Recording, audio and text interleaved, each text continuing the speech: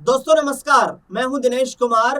चर्चा करेंगे इस खास रिपोर्ट में अयोध्या से जुड़ी हुई खबर की। राम मंदिर का जो चढ़ावा चोरी मामला है वो प्रदेश की राजनीति में ही नहीं बल्कि पूरे देश भर की राजनीति में चर्चा का विषय बन गया है।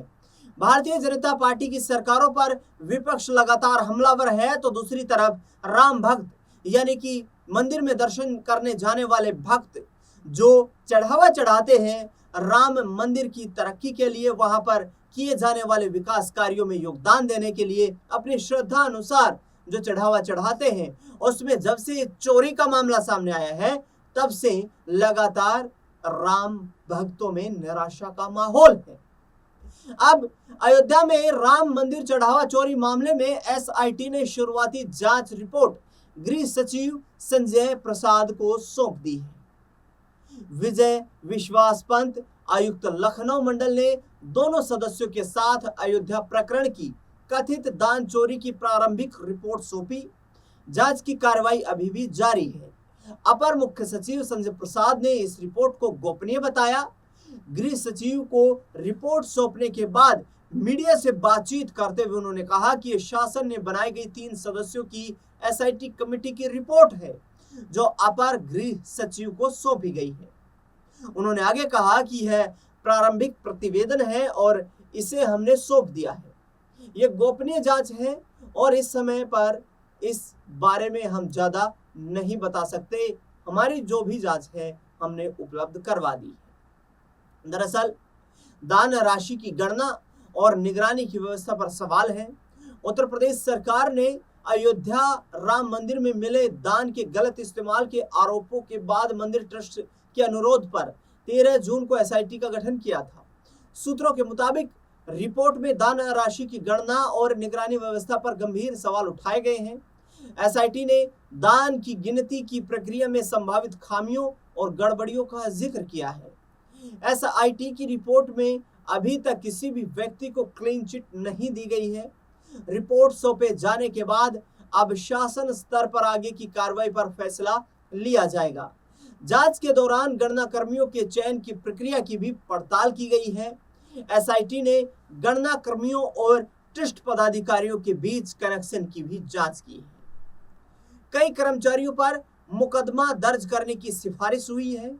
सूत्रों के मुताबिक रिपोर्ट में कुछ कर्मचारियों के खिलाफ मुकदमा दर्ज करने की सिफारिश भी की गई है। मंदिर की आंतरिक व्यवस्था और संचालन के लिए जिम्मेदार कुछ पदाधिकारियों की भूमिका की भी यहां पर जांच के दायरे में है। रिपोर्ट में प्रशासनिक और निगरानी तंत्र की जवाबदेही से जुड़े कई बिंदुओं का जिक्र किया गया है। एसआईटी ने मामले की विस्तृत और व्यापक जांच के लिए अतिरिक्त समय मांगा है और जांच को आगे बढ़ाने के लिए सहयोगी अधिकारियों और अतिरिक्त संसाधनों की भी मांग की गई है। विस्तृत जांच रिपोर्ट आने के बाद मामले में और बड़े खुलासे हो सकते हैं। एसआईटी की रिपोर्ट पर समाजवादी पार्टी नेताओं ने दी है प्रतिक्रिया। राम मंदिर मामले में एसआईटी की प्रारंभिक जांच रिपोर्ट एसीएस को सौंपे जाने के बाद समाजवादी पार्टी के नेता दीपक रंजन ने जांच प्रक्रिया पर सवाल उठाए। उन्होंने कहा कि उन्हें पहले से ही इस जांच के नतीजों का अंदेशा था और रिपोर्ट से कोई हैरानी नहीं हुई है। दीपक रंजन ने आरोप लगाया कि जांच में सिर्फ छोटे स्तर पर लोगों पर कार्रवाई की जाएगी जबकि बड़े और प्रभावशाली लोगों तक जांच की पहुंच नहीं होगी। उन्होंने कहा कि एसआईटी की रिपोर्ट पर उन्हें भरोसा नहीं है और जांच की निष्पक्षता पर गंभीर सवाल खड़े होते हैं। रिपोर्ट भरोसेमंद नहीं है, समाजवादी पार्टी का यह मानना है। सपा नेताओं ने जांच रिपोर्ट को लेकर सवाल खड़े कर दिए हैं। विपक्षी दलों ने कहा कि जिस जांच एजेंसी पर पहले से ही विवाद और सवाल उठते रहे हैं उसकी जांच रिपोर्ट को पूरी तरह भरोसेमंद नहीं माना जा सकता। उन्होंने मांग की कि मामले की निष्पक्ष और पारदर्शी जांच हो ताकि सच्चाई सामने आ सके और दोषियों के खिलाफ उचित कार्रवाई की जा सके। राम मंदिर में चढ़ावे को लेकर की गई हेराफेरी का विवाद तूल लगातार पकड़ रहा है। एक तरफ जहां सरकार एसआईटी की जांच करवा रही थी तो दूसरी तरफ चढ़ावे में कथित गड़बड़ी को लेकर इलाहाबाद हाईकोर्ट की लखनऊ पीठ में एक जनहित याचिका भी दाखिल हुई है। याचिका में तत्काल सुनवाई की जरूरत बताते हुए सीबीआई जांच और सीएजी ऑडिट की मांग की गई थी। चढ़ावे की गड़बड़ी को लेकर दायर की गई ये जनहित याचिका है। राम मंदिर चूंकि देश के तमाम भक्तों की आस्था का एक बड़ा केंद्र है, इसीलिए यहाँ भक्तों के चढ़ावे में तथाकथित रूप से हेराफेरी की बात भक्तों को व्यथित कर रही है। इस सिलसिले में इलाहाबाद हाई कोर्ट में दाखिल जनहित याचिका में मांग की गई थी कि तत्काल इस मामले पर सुनवाई करें, लेकिन हाई कोर्ट की लखनऊ पीठ में इस मामले को तत्काल या आउट ऑफ टर्म सुनवाई की मांग स्वीकार करने से इनकार कर दिया। हालांकि अदालत ने इसे सामान्य प्रक्रिया के तहत सूचीबद्ध करने का निर्देश दिया है। हाईकोर्ट में यह याचिका मोहित अशोक की ओर से डाली गई है। उन्होंने हाईकोर्ट से घटना की गंभीरता बताते हुए पूरे मामले की केंद्रीय जांच ब्यूरो द्वारा जांच कराए जाने का अनुरोध किया है। साथ ही नियंत्रक एवं महालेखा परीक्षक से मंदिर के सभी दान और चढ़ावे का ऑडिट कराने की भी इस रिपोर्ट में मांग की गई है। हाईकोर्ट ने तत्काल सुनवाई की मांग को नहीं माना।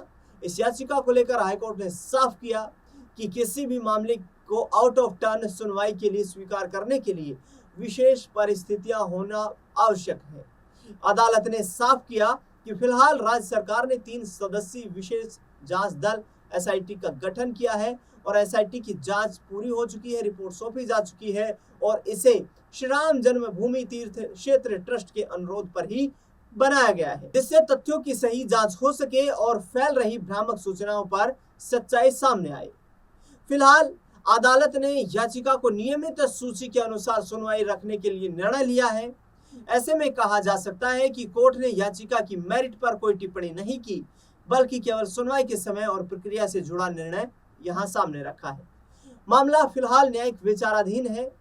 दरअसल इस मामले से साफ है कि इलाहाबाद हाईकोर्ट ने याचिका को खारिज नहीं किया है, बस इसके तत्काल सुनवाई की मांग को नजरअंदाज किया गया है और कहा गया है कि नियमित प्रक्रिया के तहत याचिका को देखा जाएगा। ऐसे में यह साफ है कि फिलहाल मामला न्यायिक विचाराधीन है। हाईकोर्ट का आदेश केवल प्रक्रिया संबंधी है और अदालत ने सभी आरोपों की सत्यता या जांच की आवश्यकता पर कोई अंतिम राय नहीं दी है। आने वाली सुनवाई में कोर्ट यह तय कर सकता है कि स्वतंत्र जांच, ऑडिट या अन्य किसी प्रकार के न्यायिक हस्तक्षेप की जरूरत है या नहीं।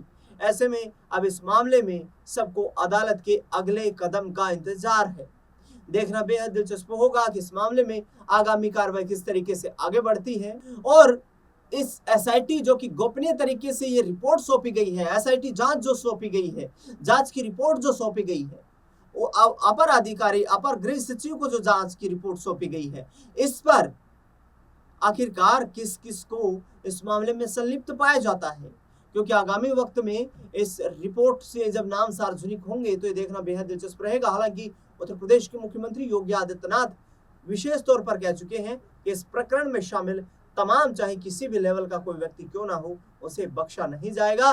कानून के अनुसार उसे कड़ी सजा दिलाने का काम सरकार और प्रशासन करता हुआ नजर आएगा। सवाल यह भी है कि क्या ट्रस्ट को भंग करके नए पदाधिकारियों की नियुक्ति की जाएगी।